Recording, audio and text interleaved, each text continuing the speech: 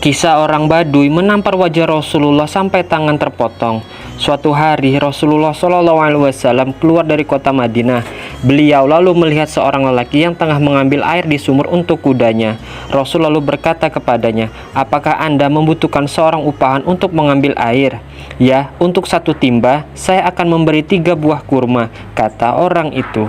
Rasulullah SAW setuju dan akan menerima 3 butir kurma sebagai imbalannya. Kemudian Rasul mengambil air timba itu. Namun pada saat itu tiba-tiba tali timba itu terputus dan timbanya pun jatuh ke dalam sumur. Lelaki itu marah lalu menampar wajah Rasulullah yang mulia itu. Rasulullah SAW lalu memasukkan tangannya ke dalam sumur dan mengeluarkan timba itu.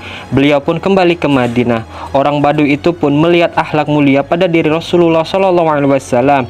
Segera memahami bahwa sebenarnya Rasulullah SAW tidaklah bersalah.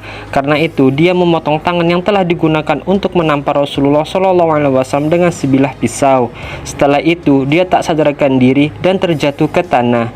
Dalam keadaan masih pingsan, sebuah kafilah melewatinya. Mereka bertanya, "Apa yang telah terjadi kepadamu?" "Saya telah menampar wajah Rasulullah SAW. Karena itu saya merasa takut akan peroleh azab."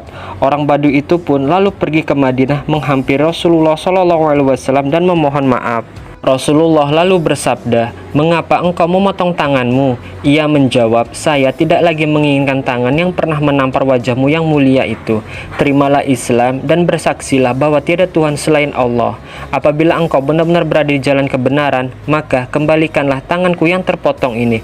Rasulullah lalu meletakkan bagian tangan yang terpisah itu ke tempatnya, sembari membaca basmalah dan menarik nafas. Beliau mengusap tangannya yang terpotong itu. Akhirnya tangan orang itu pun kembali seperti keadaan semula, dan dia pun mengucapkan kalimat syahadat dan menjadi seorang muslim. Wallahu a'lam bishawab.